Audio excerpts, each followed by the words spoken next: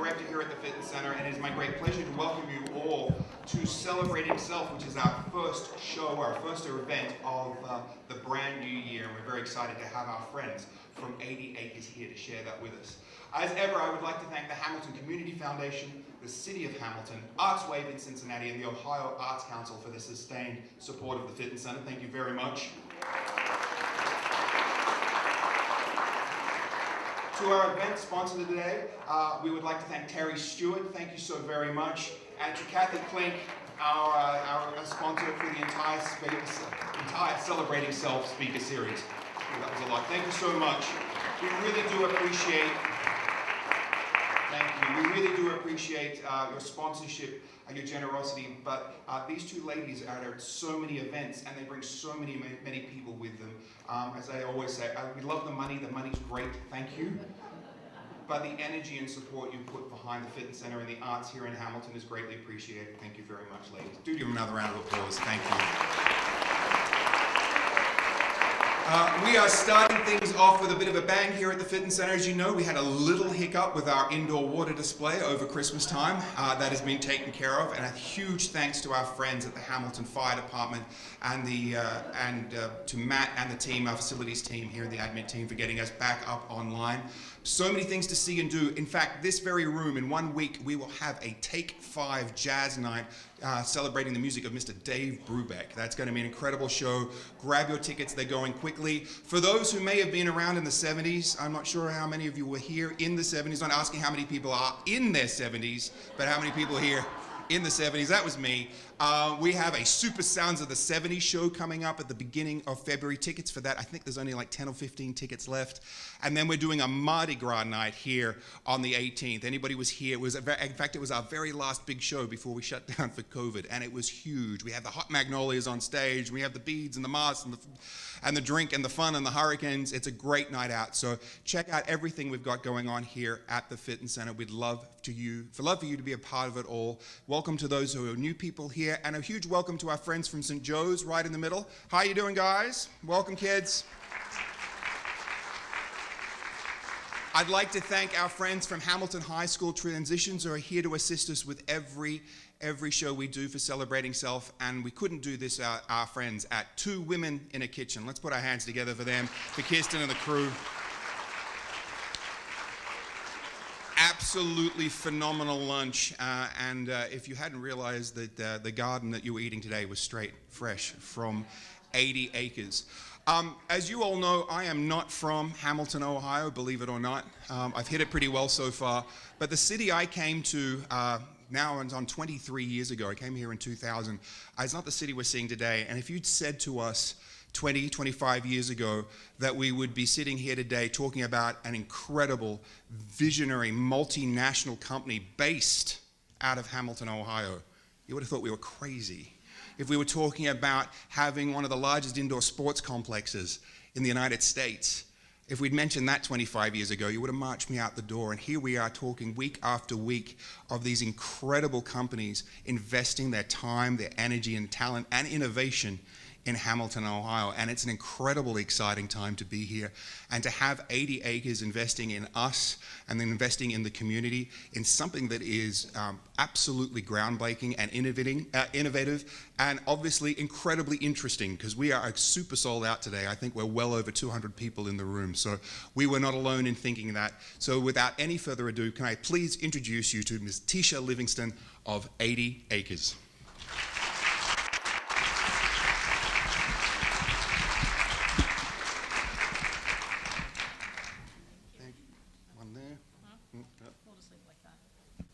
Thank you. Thank you. Thank you so much.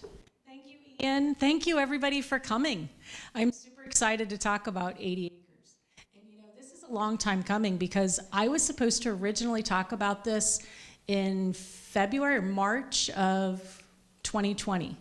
And it was like right before this happened, that's when COVID hit. And so it was shut down. So what does that mean? I've been given over 2 years, almost 3 years, to think about what I'm going to say. And celebrating self is something that's a little bit, you know, it's unusual. It's an unusual concept for me. It's like, what do I talk about? Do I talk about me? Well, talking about me automatically translates to talking about 80 acres. So we're going to talk about that. But I was thinking it would not do it justice if I didn't tell you about the origins and how we started and how we think about 80 acres and why we ended up being in Hamilton creating a vertical farming company, because I'm not your traditional hydroponic farmer, I think. So it all started from the beginning. We have to start from the beginning. I am not a trophy kid. And so all of you kids out there, everybody that thinks that they're on a team and they automatically get a trophy, I did not come from that generation. I came from the superhero generation. And you know what that means? My parents taught me that I could do anything, and I believed them. And so I had this confidence that I could take on the world. And that really led me to believe that I could take on vertical farming. You know, when I look at that picture, and you guys can decide who with the big hair is me, back in the 80s, there's a lot to talk about in that picture. And so, you know, one thing is my dad. My dad was an avid gardener. And when I think about what really framed me and what was so important to me in life, it was my dad. And my dad would get up at 5 in the morning every day in the summer, and he would go weed his garden. And he had the best tomatoes and the best cucumbers and the best peppers. And they tasted so fresh, and we were picking them right off the vine. And my dad used to always say to us, you know, I grow enough for the deer and the rabbits and the squirrels and our family. And sometimes he would even grow more than that. And when he would grow more than that, I remember one time, I'm going to call it my mom. My mom said to us, hey, we've got all these extra tomatoes. They're having a farmer's market. We loaded up our little red wagon, and we put all of our tomatoes in the farmer's market. And go up there and sell our tomatoes. And why couldn't we? Our tomatoes tasted just as good as anybody else's tomatoes. So we loaded up our wagon, and we went up there. And immediately, they ran us off. They said, you guys don't belong here. And so for me, that was something that was an impetus to me, because I don't ever want to feel like I'm insignificant. I want to be able to really make an impact, and I want to know that I belong there. And so that's a long way of talking about our humble beginnings, because for us, it was all about making sure that we could make impact at 80 acres.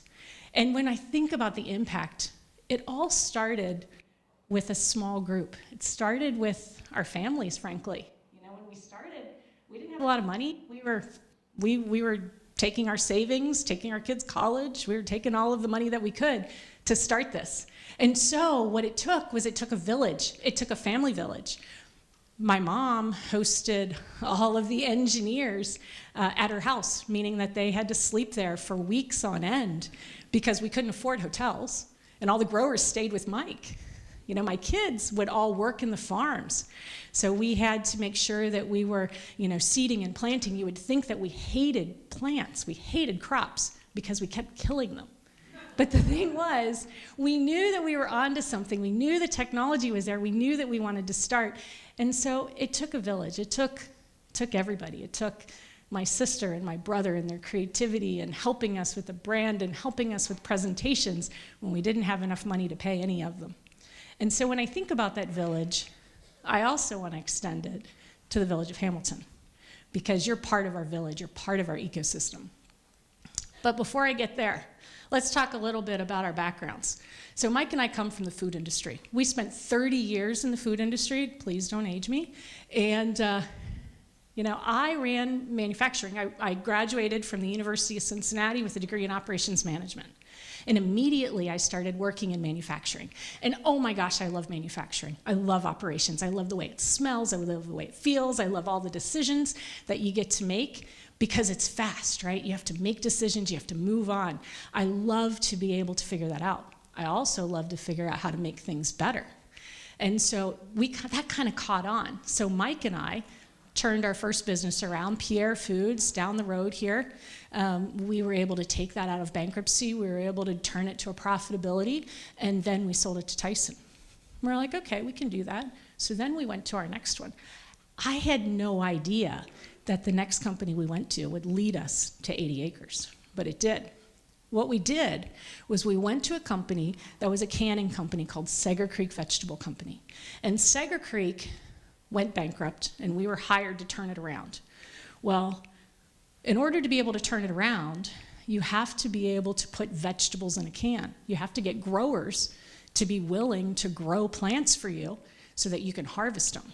Well, nobody wanted to do that for us because the company we came from didn't pay their bills when they went into bankruptcy. And so it was Mike and I getting in a truck, starting in the Gulf of Mexico and Texas, going all the way up to Wisconsin, and then also starting in the Panhandle of Florida, and going all the way up to Buffalo, New York, asking every grower that would be willing to talk to us to plant fields, because we needed to be able to have product to put in a can to be able to sell so that we could get this company out of bankruptcy. And the thing that really impacted us most is that when we started, and we started talking to the farmers, this was a family decision. Farming is a family decision. And so we would talk to the husbands, we'd talk to the wives, we'd talk to the kids, and together they would decide if they were going to place a bet on us. And if they placed a bet on us, and many of them did, then they would plant their fields, and we would then reap the benefits of that, put it in a can, and be able to turn the business around. Well, through that process, we had a lot of dinners. We had a lot of conversations with people. And what we found was that all the farmers, none of the farmers wanted their kids to go into farming because they said it was too hard. It was unreliable. And the reason why they didn't want their kids to go into farming is because they said that there was too much pest pressure. There was too much rain, not enough rain. There was a million different things that were happening that they couldn't influence. When you think about it and you boil it all down, what ended up happening is they couldn't control their environment. And we knew that fresh produce, we knew that our growers, the growing of food is super important. And more people are wanting to eat fresh produce. We knew there had to be a better way, but we weren't sure exactly what that way was. So what we did was we started doing a lot of research. And that research led us to a lot of the problems, but then also the opportunities when you think about what's globally happening in the world. Everybody knows that the population growth is exploding. We're going to have over 10 billion people. And what that means is everyone is moving into the cities. And that means that the food is getting further and further away, which means that it has to be transported further and further away. Our food, when you think about lettuce, like the lettuce you had, lettuce typically comes from Salinas, California, and it's going to travel 2,400 miles before it gets to Hamilton, Ohio. That's a long time. And you have a lot of food miles, you have a lot of waste, you have a lot of loss of nutrition in that process. You think about food security. Everybody's talking about food security. So I want to tell you a story. So Mike and I had the opportunity, the privilege to host the Prime Minister of the Bahamas. And let me tell you that if our sales team came to us and said, hey, we want to go sell a vertical farm in the Bahamas, we would say, yeah, that's a boondoggle, there's no way. But when the Prime Minister and his cabinet get on a plane and come to Hamilton, Ohio in February, they're looking for something. And when they were talking to us, the thing that resonates with me with this Prime Minister is he said, throughout history, there's different times when certain groups of people came close to starving to death. And, we can remember back in the Great Depression here in the US, that was our time when there wasn't enough food and people were starving. And you think about World War II, Europe, they didn't have enough food afterwards. That time for the Bahamas was 9/11. And I thought, 9/11? What do you mean 9/11? And he said, well, all of our food comes from the US. And when you guys had your problems, you shut down your borders, you stopped shipping, we didn't have any food. And we were left with about a month's supply of food. And he said at the time, I swore that I would never let that happen again. And we need to find a solution. We need to be self-sufficient. We need to be able to produce our own food. And so that's what they're searching for. And there's many island nations, there's many other places that are searching for the same thing. Also, there's extreme weather when you think about it. So Australia, Australia was on fire 2 years ago. And this year, they've had 3 floods, which means that they have wiped out all of their crops that they're growing 3 times. And so the cost of a head of lettuce is outrageous, if there's even a head of lettuce on the shelf. So the extreme weather is creating a lot of issues with food and food supply. And then finally, food safety and recalls. When you think about it, I can set my watch to when lettuce moves from Salinas, California to Yuma, Arizona. It's always around Thanksgiving, and we always have a recall. And we have more and more of these recalls that are happening. And it's because we can't control the water systems. We can't control the cleanliness. And so it's a real problem, and it's something that's not acceptable. But when you think about the consumer trends, you think about what people want. What do you want? You know, our population, we want clean food. That's what we want. 5.6 billion pounds of pesticides is being dropped on the earth every year, 5.6 billion pounds, just so that we can grow food. And that food, those pesticides have a half-life, right? So they're in the soil, they're being uptaken by the plants, by the root structure. People want food as medicine. We know that if we eat good food, we feel better. And you know, you have an ache and a pain, and you stop eating all the processed food, you start eating fresh food, you're gonna feel better. So people are wanting more and more food as medicine. And nobody wants to waste food. When you think about it, 1/3 of our food in the US is left in the field or is lost through the process. 1/3 of the food. So we can grow enough food to feed everybody, but we can't get it from the farm to the table. And that's not just the story here in the US, it's the story globally. And reducing plastics, you know, when you talk about the supply chain that we have, of course you have to protect it. You have to protect it with plastics. We have a sea, we have an ocean full of plastics. We have islands of plastics floating in our oceans because we have so much plastic and we don't know what to do with it. People don't want plastics. People want to be able to recycle, and they want to be able to get their food with less and less packaging. And all that leads to hyperlocal, because you can't have minimized packaging, minimized plastics, without eating it close to home. This is our supply chain. So when you think about the distance that our food has to travel, there's 11 steps here. This is a domestic one. So this is just here in the US. This isn't including all of the imports that we get. You have a farm, the farmer is gonna harvest, and then they're gonna truck it all the way to a packer, and then a processor, and then we're gonna truck it again to the cold storage, and then we're gonna truck it again to the main distribution center, and then we're gonna truck it again. Every time we truck it, every time we have one of those steps, we are putting our product at risk. We are losing product, so that's part of the food waste. We are having to pay for somebody to handle it, and we could argue it's non-value added, and we also are risking the cold chain. So, you know, one thing that Monica from 80 Acres always reminds us of is that every hour that we lose the cold chain of our lettuce, that it's above 38 degrees or it's below 38 degrees, we lose a day of shelf life. So you lose a day of the home life that you can consume. So we're losing about $162 million of food, $1 billion of food annually here at retail in the US. $162 billion is just being thrown away. And not only that, but we're losing about 45% of the nutrition, because a lot of the vitamins and the nutrients are water soluble. And as you're dehydrating that produce, going from California all the way to Hamilton, Ohio, you're losing the nutrition. Mike and I did not like this supply chain. Mike and I created and helped optimize this supply chain for 30 years, but we knew that this is not what the consumer wants. We knew that there has to be a better way, and so we made up our own. So that's what we did. We decided we're gonna just obliterate that supply chain, and we're gonna figure out how to do it all in one place. So we have a farm that also where we harvest and we process and we pack and we distribute. And then we go into a customer's distribution center and then they ship it. So instead of it taking, oh, did I mention it takes 11 days to get through the supply chain, that other supply chain?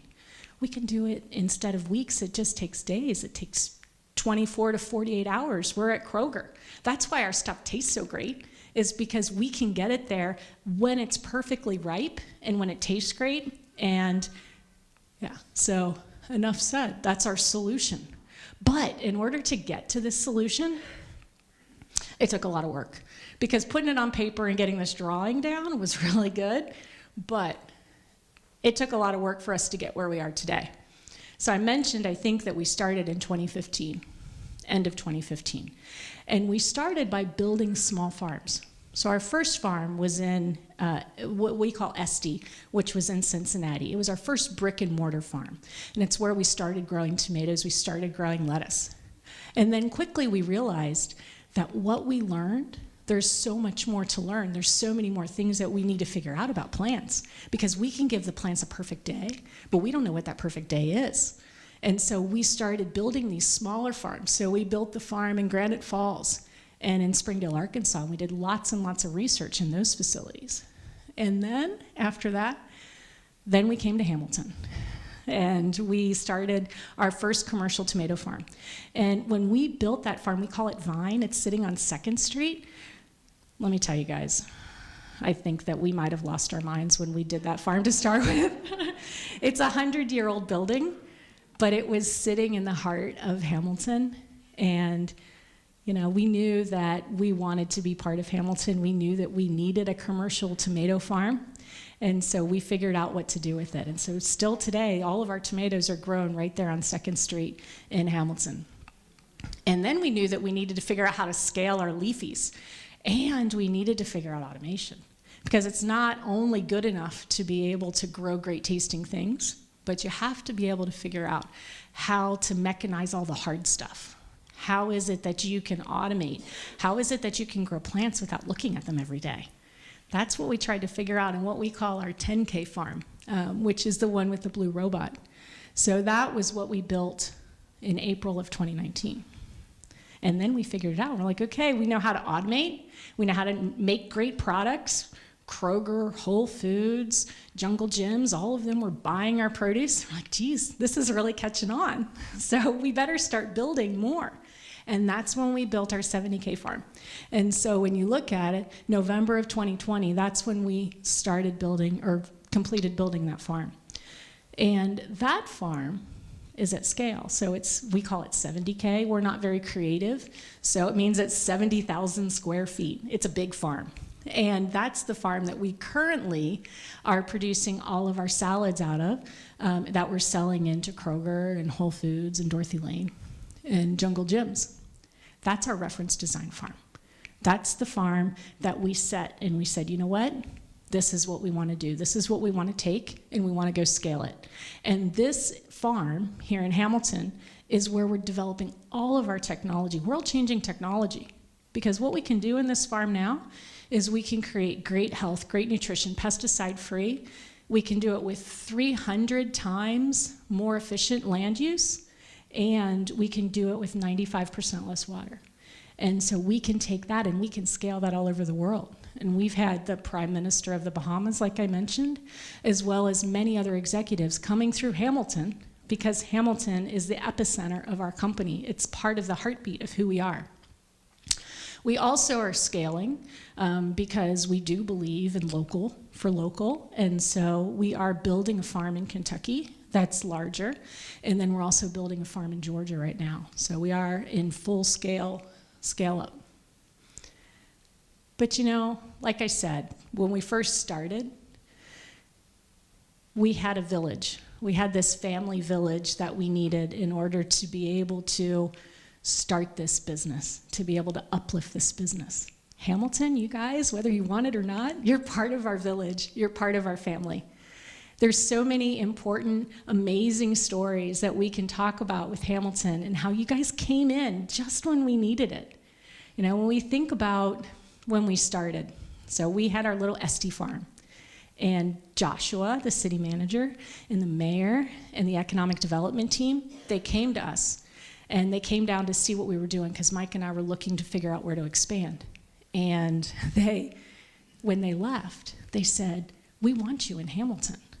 And you know how important that is and how great that feels when you're starting a company and everybody thinks you're a little crazy and somebody tells you that they want you? It's amazing. So, and not only did they say they wanted us, but they continued to show it. And so when we think about Hamilton as part of our ecosystem, you know, we built that little farm there on the left-hand side, the Vine Farm on 2nd Street. That was just the beginning. And then we started, we're in Jungle Gems, and then we said, you know what? We are growing too fast. We have too many people and we don't have an office. Joshua, what are we gonna do? We need to find an office. And he said, take mine. And we're like, what? He's like, no, take mine, really. And so literally Mike sits in where Joshua was on the 7th floor because Hamilton was so committed to us. They are committed to our success. And that has changed the trajectory of our business because of what you're doing. Now, the other thing that's really cool about Hamilton is that we have hydropower. Did you know that 100% of the power that we use is renewable energy? That is so amazing. When your largest input is energy to be able to grow in a vertical farm, being able to say, you know what, we're not negatively impacting the carbon footprint of the world when we're doing this, we're using hydropower. That's amazing. And that's the commitment from Hamilton that has really set us apart from everyone else. So you guys definitely are part of our ecosystem of success. So I've been talking a lot about our farm, and I don't know how many of you have actually seen the farm or been part of it, but what I'd like to do is I would like to give you guys an opportunity to kind of see what it is inside, because I'm talking about it, but I really want you to be able to see it. So with that, I think we have a video that hopefully will start. I'm heading to a new breeder farm that seems to be a natural home for all the technology you could throw at it. Expected to be worth a staggering $50 billion by 2026, the indoor farming technology market is now a serious player when it comes to producing food. Whoa! Look at that! This is insane! But the sheer size of this, how tall is this? It's about 55 feet high. This is a metric cube. So this is kind of 10 by 10 by 10. So if you picture each one of these rows, you're looking at 13,000 plants. I'm inside the world's first fully automated indoor farm. Sitting on just over 1 acre of land, 10 acres worth of produce is grown by stacking the fields one on top of the other, producing a massive 2 million pounds of lettuce each year alone. You cannot see a space in this region. It's way denser than you could ever get in the outside world. With the entire growing system controlled by computers, I can see how something like the plant sensor would fit really well in this world. This is almost like coding. It's almost like biological coding, programming plants, understanding their behavior and trying to elicit that behavior by programming their environment. Absolutely, that's one of the big steps, is moving from learning how to improve growing because I saw something or we saw something and it looked good, so we want to try and replicate it, to actually using cameras, using artificial intelligence to detect those differences. And so we can be iterating on a much, much faster basis. I think there's something happening behind us, and I'm kind of worried that the robots are taking over. What you're seeing is actually one of the plants and one of the tables coming all the way down from where it was growing on its way out to get harvested. Maybe I think I'm in a space station, and super perfect lettuce has just magically appeared from the heavens. And the automation doesn't stop there. What would traditionally be a labor-intensive process has been given the full tech overhaul, saving time and money, ultimately allowing the team to have between 17 to 20 more growing cycles than outdoor agriculture each year. And then what happens? After that, we just stack it on here. And that's it. So 200 plants in like 10 seconds or less. And that's how we do it. Astonishingly, it takes just 10 people to plant, manage and harvest the tens of thousands of crops that pass through here every single day of the week. So after these have been rehomed into their bigger modules, where do they go next? Yeah, so we take them and we put them into large cages, which is what they're going to end up living in as they work their way through our process. Okay. And we end up doing exact process is 70 to 80,000 plants a day. In roughly 20 days, the crops have matured and are ready to harvest. A process that takes 3 to 4 times longer in traditional agriculture. To find out how urban farms like this one are going to revolutionize our food production system in the future, I'm catching up with 80 Acres co-founder Mike Zelkheim. In the future, will you ever see things like the carbs of humanity? You know, your wheat, your corn, your soy being grown in a system like this? Yeah, we feel that to really make vertical farming become important in this world, we all have to get beyond lettuce. Yeah, it's not a salad machine. Exactly. Will it be growing corn and wheat? Not necessarily. That's not the most effective thing to grow. We feel tomatoes and cucumbers and peppers and salt fruit like strawberries and blackberries are critical to make this a very important capability all over the world. The goal is to prove that you can grow the essential food supplies to a lot of these locations that have high population, scarce natural resources, and need sources of food that are local, that are close. An added beauty of being able to grow this many acres of food in an urban environment means it frees up farmland further out to concentrate on producing more staple crops like wheat, maize, and rice that will be just as vital in the future. So you've come an enormously long way. This is 80 Acres Farm 2.0. What's the next step? The future is systems like this spreading all over the country, then to the rest of the world. 10 years ago, this was science fiction. Today, it's possible. In 5 years, it'll be so ubiquitous that we will be shocked that this wasn't done before.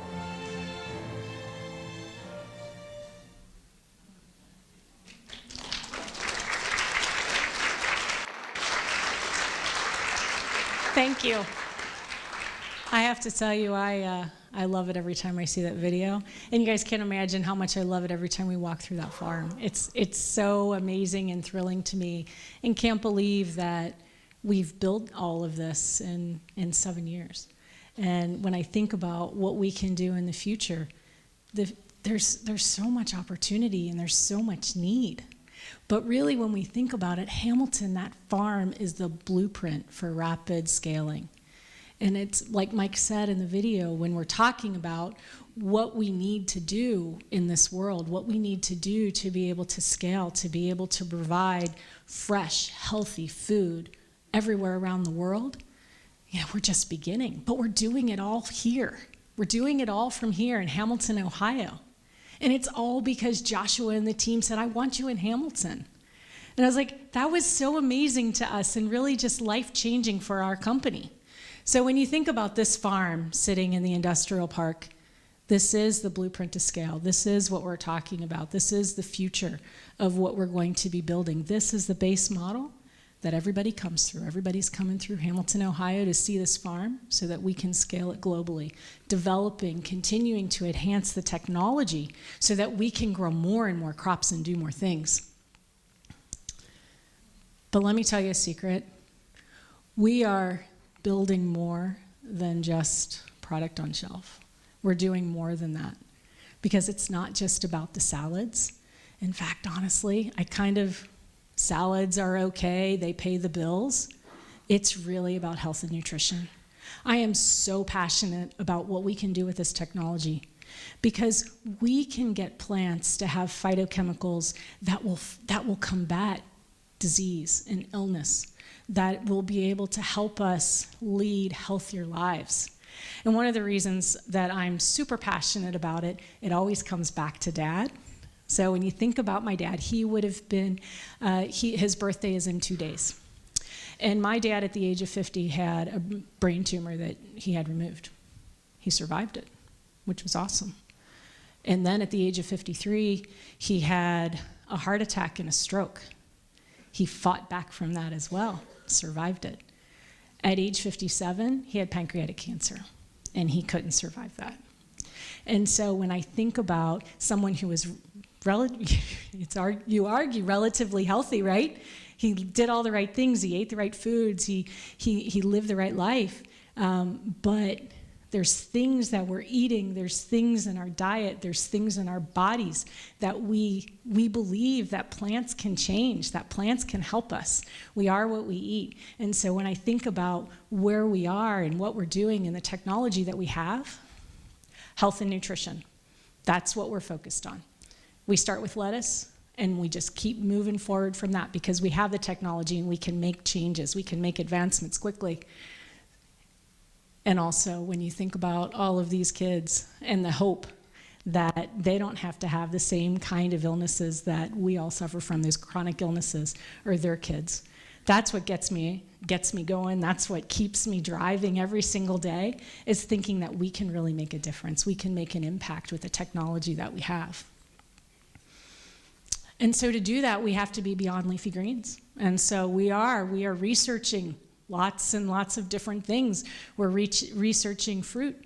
We're researching other plants that have medicinal properties for other companies. So when you think about research and development, that's critical.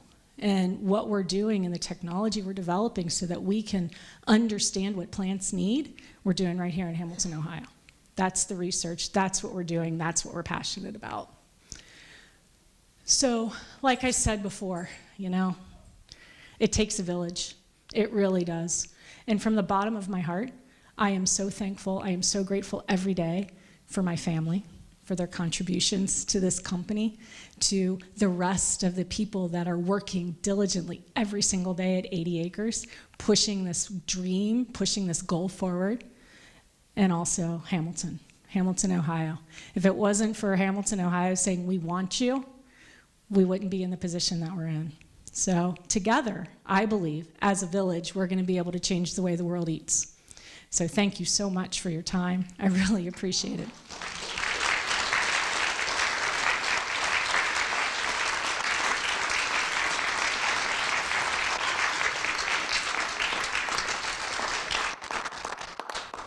Yeah, so I think I have some questions.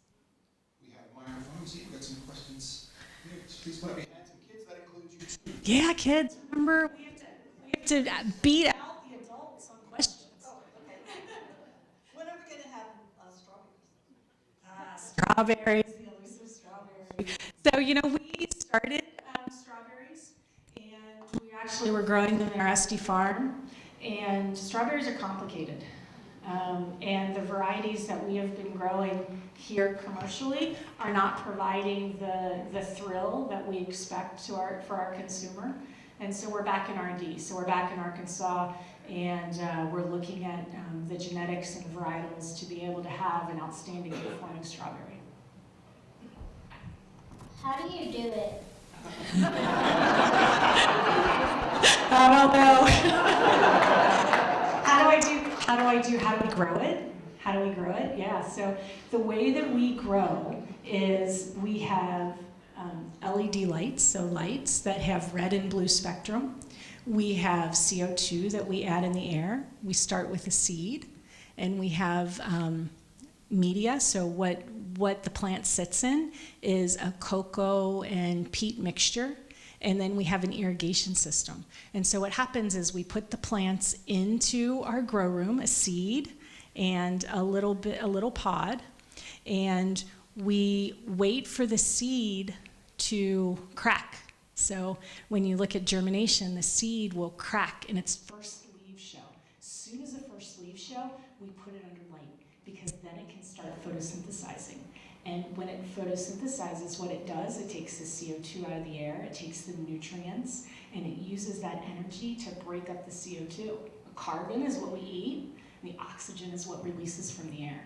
And so then what we do is we figure out how long the day can be for that plant, how much water they need, how much food they need to be able to grow. And then what we do is we optimize it. We make sure that they have every single thing they need so they can grow much faster because they're given the perfect day. Can you imagine if you had the perfect day every day? That's what we're giving these plants, the perfect day every day. And you see it in nature, you see it instantaneously, you see it every now and then when you get this strawberry that just tastes great or this blackberry, you get something that's just perfect perfect. And it's like, that had the perfect day. Well, for us, because we control the environment, we control everything, we can give it the perfect day every day. Best science teacher in town right now. Got another one for you here. What type of nutrients do you use? Yeah, good question. So, okay. Science teacher, tap out. No. So we use 17 macro and micronutrients, and I can't provide the list off the top of my head, but I certainly could give you guys the list. But there's certain things that the plant needs, and what we do is we buy these different nutrients and then we mix them together based on what the plant needs. And so we do test the leaves to make sure that the plants have the right kind of nutrition, and then we'll change the nutrients if the plant doesn't have the nutrition that it needs. So in the video, I think I mentioned like you had 10 people that were working the farm in Hamilton. What type of people do you hire? Just thinking about like the students in future careers. So you mentioned research and development. I assume you have engineers working for the lines and stuff. So what type of people do you hire? You know, the beauty about our company is that you need all kinds of people. You need creative and marketing people to be able to build a brand. We need people that are engineers, fluid dynamics. We need to think about how the airflow works and the water works. We need construction people. We need maintenance.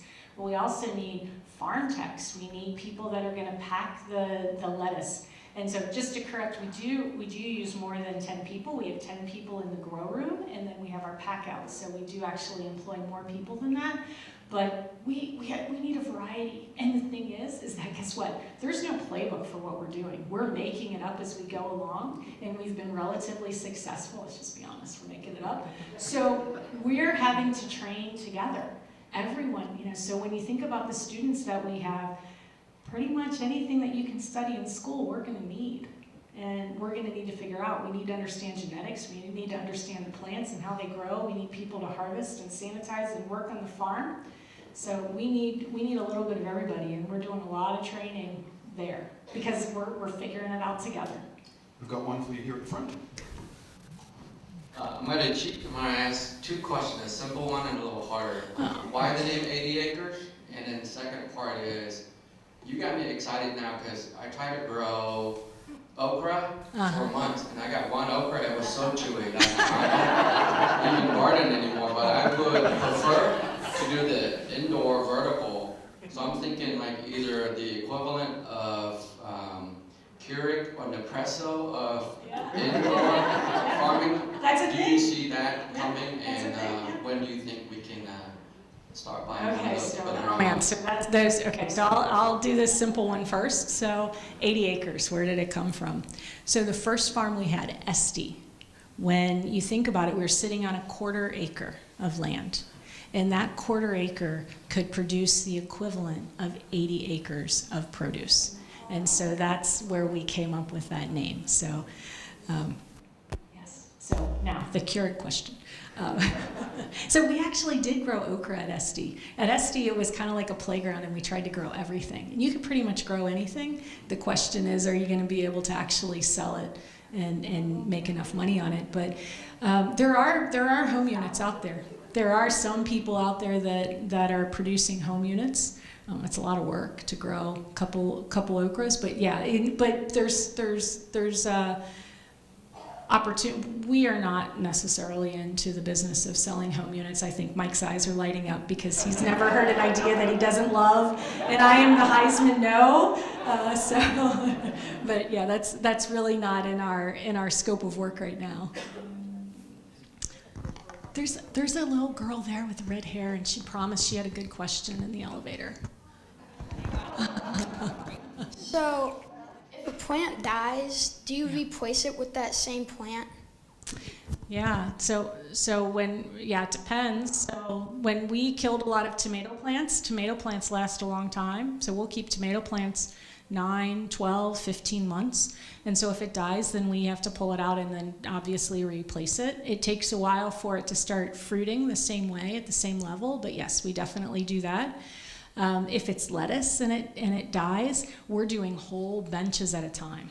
And so yes, we will pull that one out and then we'll plant more. We plant every 28 days. We have a new cycle of lettuce that's coming through. We've got one, the little redhead down here. Yeah. I heard a rumor that you have a whole room full of ladybugs. Is that true? Vicious rumor mongers. So we do have used ladybugs before because they're a natural predator. So especially when we were at an Esty farm, when you have plants that last a long time and you don't use pesticides, you have to make sure that you have other bugs in there to eat the bad bugs. So we have used ladybugs, but we also have bumblebees. And so I think the bees are very interesting because the bees are what pollinate our fruit and they're what pollinate our tomatoes. So keeping the bees alive is another thing that we get to do. Yes. You haven't talked about finances.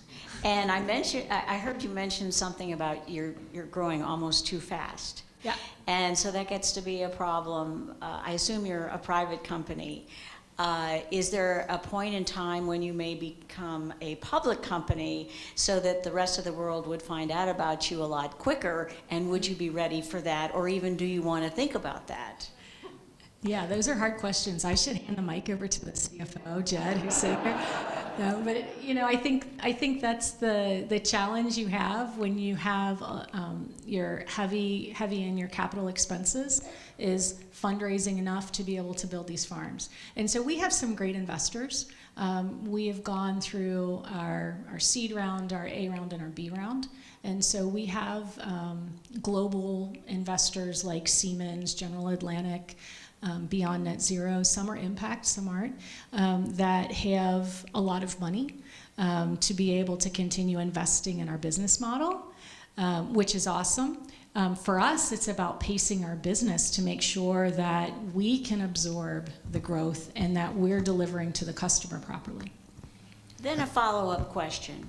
There is a trend now in the financial industry where smaller investors, the people maybe in this room who would like to take part in this, since you're really trying to sell to the individual public, the people that care about this, is there any chance that you might do a round through a company like Republic or through some company that allows people to put in smaller amounts of money and then the smaller investor gets a chance to be in the early part of the growth of this wonderful concept company? Well, thank you, and thank you for putting that out there. I think that, yeah, I mean, we've heard of crowdsourcing. We've talked about it. I think that that's something that, when we were talking about building a farm in the Bahamas, that was something that was really important to them because they wanted to make sure that the Bahamian people had an opportunity to invest in the farm that they have. And so we're very open to things like that in certain instances. So yeah, absolutely. And Jed heard it, so he can figure it out. We have another one down the front here. Did I understand you to say that off of one tomato plant, you have more than one harvest? Yeah, absolutely. Yeah, really? We grow. We have to harvest that plant more than once a week. A couple times a week, we're going through and we're harvesting tomatoes off that plant, and that plant will grow. It'll grow for up to 18 months, and so that it's called an indeterminate tomato, which means that the vine is indeterminate, and so it would continue growing beyond that. But what we see is the amount of time it takes for the nutrients to get from the roots through the vine up to the fruit. There's an inefficiency there. But yes, absolutely, we get multiple harvests a week, and we'll do that ongoing for 12 to 15 months. Got a lot of jealous gardeners out there. One more question. How do you pick all those tomatoes? Well, we have people that are doing that. Yeah, so we have a team, staff, at our tomato facility that go through and they care for the crops. So we use a Dutch method of leaning and lowering, which means that the vine is actually up in the air, and then we will continue to wrap the vine along the bottom, and we lean the plants over and we lower them so that we're keeping the fruit kind of at eye level, and then we have people that go through and they pick the ripe fruit. And that is a special skill because people need to know if it's ripe enough, that it's going to have that great flavor, but not too ripe where it's going to not last long enough for the consumer. What's your best-selling food product? My favorite story. Guess what? It's my tomato. If I could identify with one vegetable or fruit, it would be the tomato. And so it is the best-selling SKU. I should ask Leah, head of marketing. I'm right? Yeah. So yeah, it is a tomato. It's our tomato at Kroger.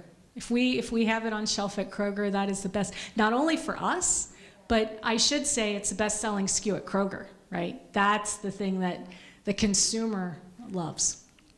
I think we got more from the kids here. I love the kid questions. So do you just have a couple of farms, or like how many farms do you have? Like 80 acres? Yeah, good question. So we have 8 farms, and our farms are of varying sizes. Most of the small ones, like I mentioned, we converted to research and development.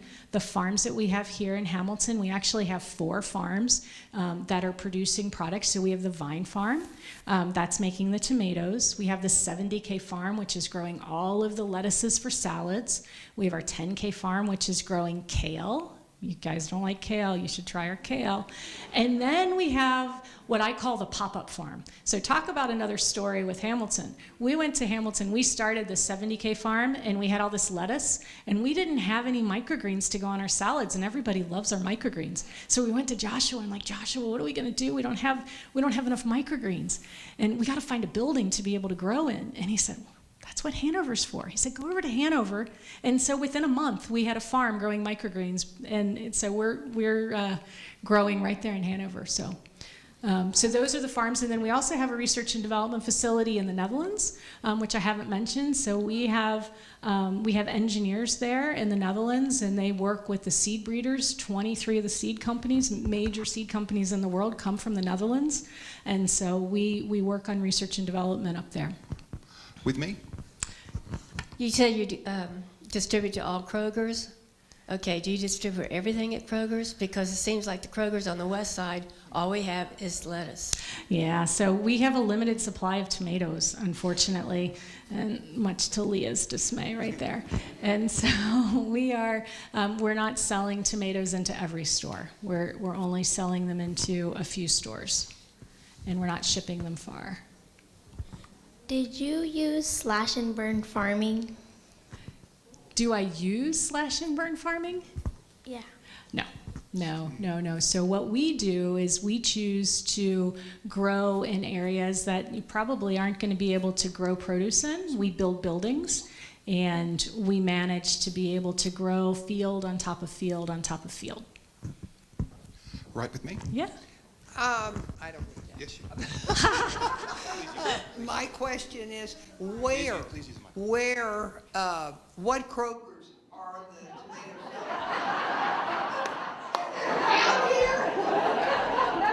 Leah? I believe Liberty Center. Liberty Center. Jungle Gyms. Okay.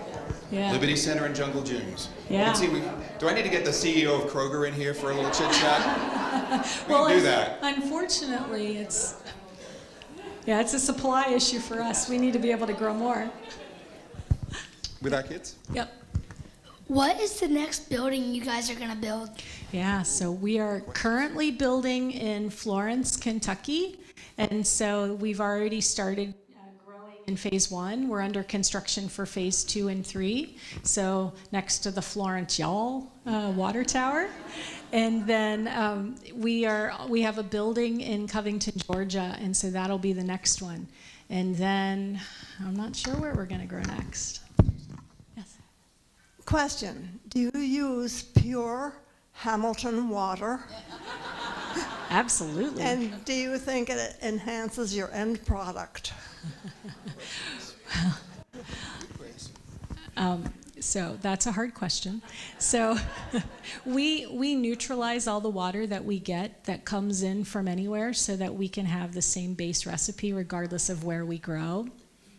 Yeah, and honestly, the pH is a little high here for what the plant's like, so we have to kind of bring that down a little bit.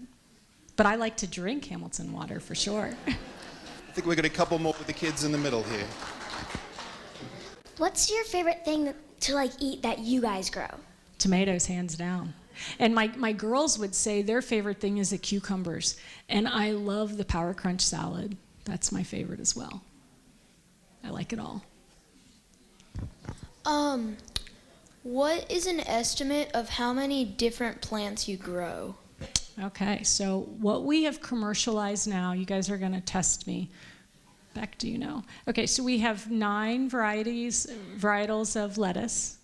We grow basil, so that's 10. How many? 6 microgreens, so is anybody counting? 16, plus our tomato is 17. So is that everything?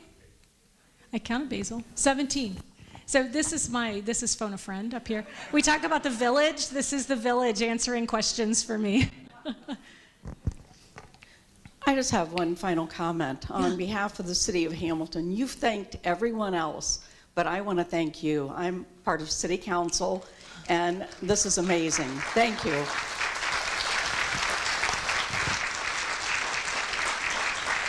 Well, thank you. Thank you very much. I feel like we're a family here, and we're all helping one another. So thank you so much. We love being here. Well, I promised Tisha amazing questions, and you guys have made me look fantastic.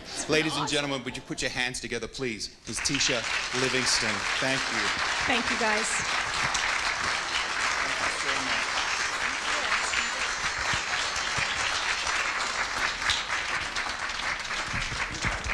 Ladies and gentlemen, it's been our great pleasure to host you here today at the Fitton Center. Next month, we have an incredible speaker coming up from the Freedom Center and the National Underground Railroad Museum, Mr. Woody Keon Jr. It'll be a great event here for our February. As I said, we've got lots going on here at the Fitton Center.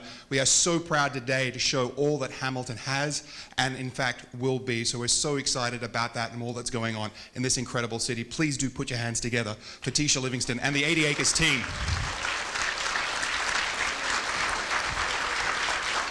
Absolutely outstanding. Thanks for our fantastic questions from our young scientists from St. Joe's. Ladies and gentlemen, have a wonderful week, and we look forward to seeing you at the Fitton Center again very soon. Thank you.